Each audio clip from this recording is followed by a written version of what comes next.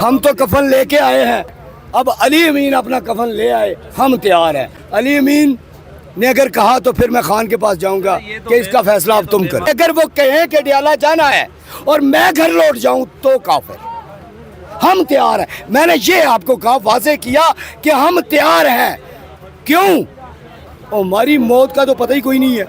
या तो खान को रिहा करो या फिर चाहे हमें कब्रों में उतरना पड़े तो हमें कोई परेशानी नहीं। और एक हद तक हम क़यादत के साथ हैं। अगर वो ये कहेंगे कि अडियाला जेल की जानब मार्च होगा तो हम इंशाल्लाह उनके साथ हैं। लेकिन शायद इस बार अगर वो ये कहें कि फिर की डेट देंगे तो उनके लिए भी मुश्किलात होंगी कारकुनान की जानब से। क्या मुश्किलात होंगी, क्या करेंगे आप? वो तो कहेंगे ये सुने ना, वो कहेंगे ख़त्म, बस अगली तारीख देंगे, मुज़ाकरात चल रहे हैं, गंडापुर साहब ट्रेल 3 से आ रहे हैं, फिर क्या होगा?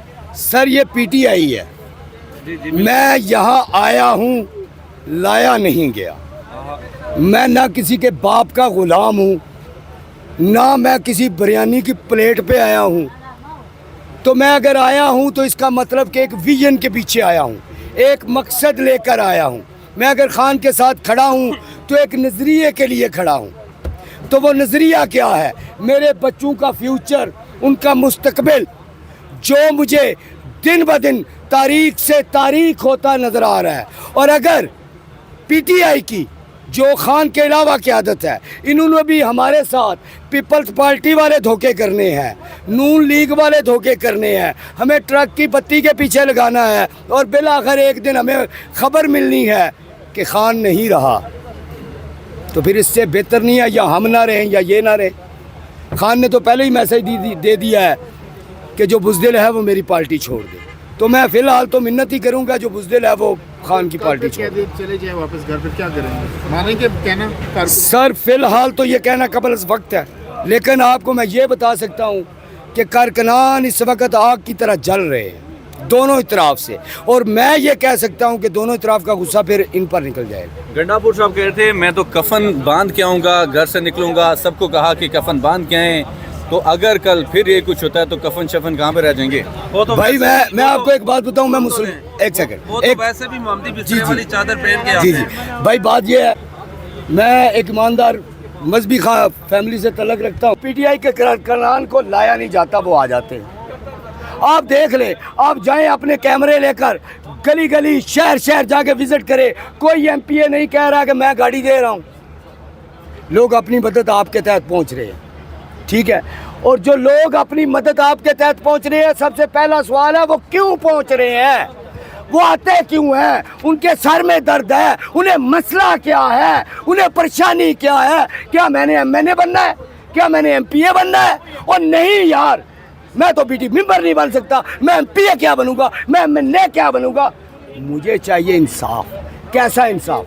कि अगर मेरा बच्चा कल मेरे जैसा निकले तो वो मेरी तरह सड़कों पर जलील ना हो रहा हो, वो उस मकाम तक पहुंचे जिसका कि वो हकदार है, वो उस कुर्सी पर पहुंचे। यहाँ मैं चाहे जितनी मर्जी अच्छी बातें कर लूं, लेकिन यही मैं अपनी पार्टी की मिसाल दे देता हूँ। अली मीन का भाई आ जाए, वो चवड़े मारता रहे, आप कैमरे लेकर उसकी तरफ चले जाएंगे। क्यों?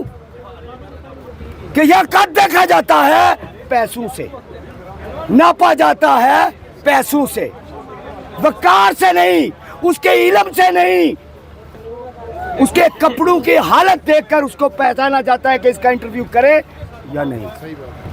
ये नहीं देखा जाता कि उसके पास इल्म कितना है। मैं चैलेंज करता हूं, खान को छोड़े, आप इन सब को कहे, जो बाइडन को भी ले आए, मेरे साथ मुस्कुरात करे, टेबल टॉक करे, मुझसे जीत के दिखाए। मैं खान को कहूंगा सरेंडर कर दे, मुझसे जीत के दिखाए।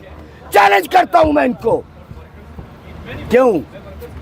इसलिए कि जरदारी के घर में पैदा होने से बिलावल नहीं बन जाता। वो एक बिलावल वही है जो आपको नजर आ रहा है। सियासतदान नहीं बन जाता।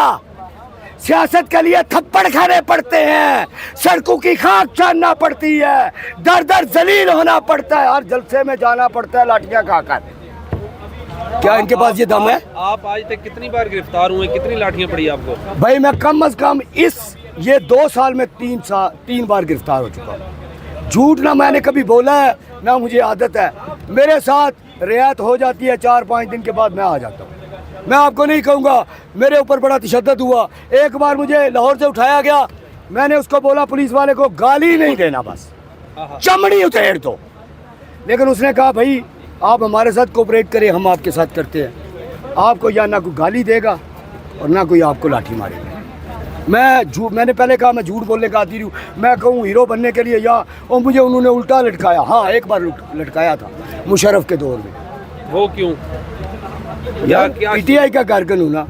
अच्छा ठीक है, उस वक्त धक्का मारा था मैंने डीएसपी को, ये बहुत पहले की बात है। और ये तो मैं डीपीओ को अभी पीछे मेरे एक मसला बना तो मैंने कहा कि सारे इन्होंने पर्चा कुछ और दे दिया, मैंने तो धक्का मारा था और डीपीओ हंसने लगा कि मेरे सामने ही आके सच बोल रहे हो।